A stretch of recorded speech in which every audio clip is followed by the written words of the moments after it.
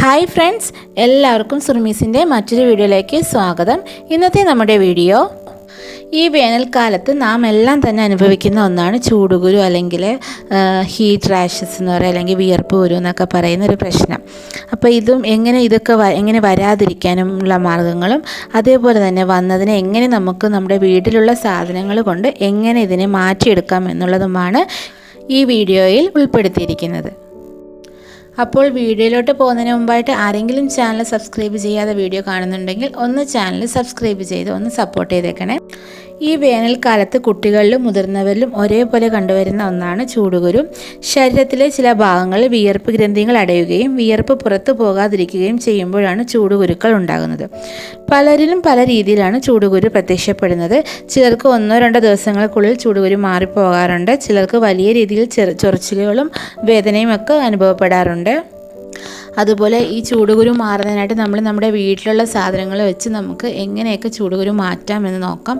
അതുപോലെ തന്നെ നമ്മൾ ഉപയോഗിച്ചിട്ട് കളയുന്ന പ്ലാസ്റ്റിക് ബോട്ടിൽ വരെ നമുക്ക് ചൂടുകുരു മാറ്റാനായിട്ട് ഉപയോഗിക്കാൻ സാധിക്കും.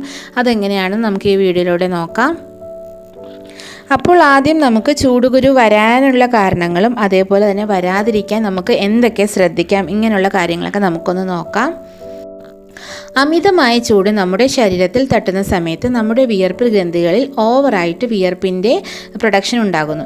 ഈ വിയർപ്പ് മടക്ക് ഭാഗങ്ങളിൽ ഇറിറ്റേഷൻ ഉണ്ടാകുകയും വിയർപ്പ് ഗ്രന്ഥികളിൽ ഉണ്ടാകുന്ന അമിതമായ റിയാക്ഷൻ കൊണ്ട് അവിടെ ചെറിയ കുരുക്കൾ ഫോം ചെയ്യുകയും ചെയ്യുന്നു. ഈ കുരുക്കളാണ് അമിതമായി ചൊറിച്ചിലും ഇറിറ്റേഷനും ഒക്കെ ഉണ്ടാക്കുന്നത്. അമിതമായി വിയർക്കുന്നത് കൊണ്ട് മാത്രമല്ല, നമ്മുടെ ശരീരത്തിൽ ടൈറ്റായിട്ടുള്ള വസ്ത്രങ്ങൾ ധരിക്കുന്ന വഴിയും നമുക്ക് ചെറിയ ചെറിയ കുരുക്കളൊക്കെ ഉണ്ടാകാറുണ്ട്. അതുകൊണ്ട് തന്നെ ഈ സമ്മർ സീസണിൽ നമുക്ക് നല്ല അയവുള്ളതും കോട്ടൺ ആയിട്ടുള്ള വസ്ത്രങ്ങളൊക്കെ ധരിക്കാൻ ശ്രദ്ധിക്കാം. അതുപോലെ തന്നെ ഡ്രൈ സ്കിൻ ഉള്ളവരിലും ഈ ചൂടുകുരുക്കൾ പെട്ടെന്ന് വരുന്നതായിട്ട് കാണുന്നുണ്ട്. അതുപോലെ തന്നെ നമ്മളിൽ പലരും ചെയ്യാറുള്ള ഒന്നാണ് ഈ ചൂടുകുരു വരുന്ന സമയത്ത് ഈ പൗഡർ ഉപയോഗിക്കുക എന്നുള്ളത്. അപ്പോൾ അങ്ങനെ പൗഡർ ഉപയോഗിക്കുന്ന സമയത്ത് നമ്മുടെ ചൂടുകുരുക്കൾ ഒരു കൂൾ എഫക്റ്റൊക്കെ നമുക്ക് കിട്ടുമെങ്കിൽ നമ്മുടെ വിയർപ്പ് ഗ്രന്ഥിയുടെ സുഷിരങ്ങൾ അടയുകയും ഇവിടെ കൂടുതൽ കുരുക്കൾ ഉണ്ടാകാനാണ് സാധ്യത. അപ്പോൾ അതുകൊണ്ട് അങ്ങനെയുള്ള പൗഡറുകളൊന്നും ഉപയോഗിക്കാതിരിക്കുക. അതുപോലെ തന്നെ വിയർപ്പ് കുരുക്കൾ ഉള്ളവർ ഗ്ലിസറിനുള്ള സോപ്പുകൾ ഉപയോഗിക്കാൻ പ്രത്യേകം ശ്രദ്ധിക്കണം. ബ്ലീച്ചിങ് കണ്ടൻറ്റ് അടങ്ങിയിട്ടുള്ള സോപ്പുകൾ ഉപയോഗിക്കാനേ പാടില്ല. നമ്മളെപ്പോഴും ഗ്ലിസറിനുള്ള സോപ്പുകൾ ഉപയോഗിക്കാൻ ശ്രദ്ധിക്കുക. പിന്നെ നമുക്ക് അടുത്തതായിട്ട് ശ്രദ്ധിക്കാനുള്ളത്, അതായത് കപ്പലണ്ടി അല്ലെങ്കിൽ നിലക്കടല, റെഡ് മീറ്റ് ഇങ്ങനെയുള്ള സാധനങ്ങളൊക്കെ നമുക്ക് ഈ വേനൽക്കാലത്ത് ഒഴിവാക്കുന്നത് തന്നെയാണ് നല്ലത്. അതേപോലെ തന്നെ അമിതമായിട്ടുള്ള മസാലകൾ ഉപയോഗിക്കാതിരിക്കുക. അടുത്തതായിട്ട് നമുക്ക് ചെയ്യാൻ പറ്റുന്ന ഒരു കാര്യം എന്ന് വെച്ചാൽ, നമ്മൾ ദിവസവും 3.5 ലിറ്റർ വെള്ളം കുടിക്കാനായിട്ട് ശ്രദ്ധിക്കുക. അങ്ങനെ നമ്മൾ കൂടുതലായിട്ട് വെള്ളം കുടിക്കുന്ന വഴി നമ്മുടെ ശരീരത്തിൽ വിയർപ്പിൻ്റെ ഗാഢത കുറയുകയും ഇറിറ്റേഷനൊക്കെ വരാതിരിക്കുകയും ചെയ്യും. ഇനി അടുത്തതായിട്ട് ഈ അമിതമായ ചൊറിച്ചിലും റിയാക്ഷനൊക്കെ മാറാനും നമുക്ക് വീട്ടിൽ തന്നെ ചെയ്യാൻ പറ്റിയ കുറച്ച് കാര്യങ്ങളുണ്ട്. അതെന്തൊക്കെയാണെന്ന് നമുക്ക് നോക്കാം. നമുക്ക് ആദ്യമായിട്ട് അലോവേര ജെല്ലിനെ കുറിച്ച് പറയാം. അതായത് അലോവേര ജെല്ല് നമ്മുടെ വീട്ടിലുള്ള അലോവേര ആണെങ്കിലും മതി. അത് വീട്ടിലുള്ള കറ്റാർവാഴയാണ് നമ്മൾ എടുക്കുന്നതെന്നുണ്ടെങ്കിൽ നമ്മൾ കറ്റാർവാഴ കട്ട് ചെയ്തിട്ട് നമ്മളത് ചരിച്ച് വെക്കണം കുറച്ച് സമയം. അത് കാരണം അതിൻ്റെ അകത്തൊരു സൈസ് മഞ്ഞ കളറിലൊരു ദ്രാവകമുണ്ട്. അത് പോകാൻ വേണ്ടിയിട്ട് നമ്മളൊന്ന് ചരിച്ച് വെക്കുന്നതാണ് നല്ലത്. അതിനുശേഷം അത് പോയതിന് ശേഷം നമുക്ക് അതിൻ്റെ ഉള്ളിൽ ജെല്ലെടുക്കാം.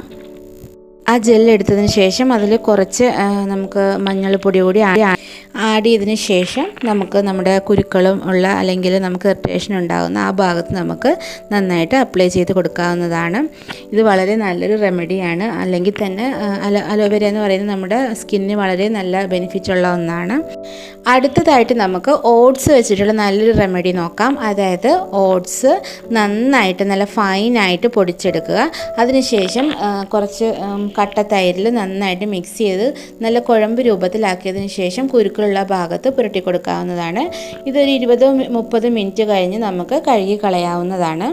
ഇങ്ങനെ ചെയ്താൽ നമ്മുടെ സ്കിന്നിലുള്ള ഇറിറ്റേഷൻസും എല്ലാം പെട്ടെന്ന് പോകുന്നതായിട്ട് നമുക്ക് മനസ്സിലാവും. നമ്മുടെ ശരീരത്തിനൊരു തണുപ്പും കിട്ടുന്നതുകൊണ്ട് വീണ്ടും വീണ്ടും ചൂടുകുരുക്കൾ ഉണ്ടാകാനുള്ള സാധ്യത കുറയുന്നു. അതുകൊണ്ട് അപ്പോൾ എല്ലാവരും ഈ ഒരു തൈരും ഓട്സും വെച്ചിട്ടുള്ള ഇതുകൂടി ഒന്ന് ട്രൈ ചെയ്ത് നോക്കണേ. നമുക്ക് പറ്റുന്ന ഏതാണോ അത് ഏതെങ്കിലും ഒരെണ്ണം നമ്മൾ ട്രൈ ചെയ്താൽ മതി. അടുത്തതായിട്ട് നമുക്ക് തേങ്ങാ വെള്ളം എങ്ങനെ നമുക്ക് ഈ ഒരു ബുദ്ധിമുട്ടിനായിട്ട് നമുക്ക് എങ്ങനെ ഉപയോഗിക്കാമെന്ന് നോക്കാം. അതായത് നമ്മൾ തേങ്ങ പൊട്ടിച്ച ഉടനെയുള്ള വെള്ളമില്ലേ, അത് നമ്മുടെ ഈ കുരുക്കളുള്ള ഭാഗത്ത് പുരട്ടുവാണെങ്കിൽ പെട്ടെന്ന് തന്നെ ചൂടുകുരുക്കൾ പോകുന്നതായിട്ട് നമുക്ക് മനസ്സിലാവും. അത് ചെയ്യുമ്പോൾ 2-3 ദിവസം നമ്മൾ തുടർച്ചയായിട്ട് ചെയ്യാൻ ശ്രദ്ധിക്കുക. അങ്ങനെ ചെയ്യുമ്പോഴത്തേക്ക് പെട്ടെന്ന് മാറുന്നതായിട്ട് കാണുന്നുണ്ട്.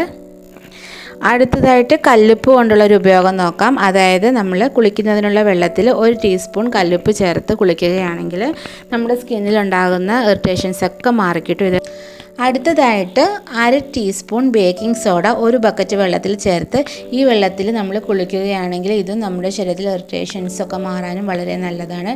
അപ്പോൾ എല്ലാവരും ഇതും ഒന്ന് ട്രൈ ചെയ്ത് നോക്കണേ, നല്ലൊരു ടിപ്പാണ്. ഇനി അടുത്തതായിട്ടൊരു പ്ലാസ്റ്റിക് ബോട്ടിൽ വെച്ചിട്ടുള്ള ഒരു അടിപൊളി ടിപ്പാണ് കേട്ടോ. നമുക്ക് എല്ലാവർക്കും ട്രൈ ചെയ്ത് നോക്കാൻ പറ്റിയൊരു ടിപ്പാണ്. നമ്മുടെ വീടുകളിൽ എല്ലാവരുടെ വീടുകളിലും ഉണ്ടാകുന്ന സാധനമാണ് മിനറൽ വാട്ടറിൻ്റെ കുപ്പി അല്ലേ.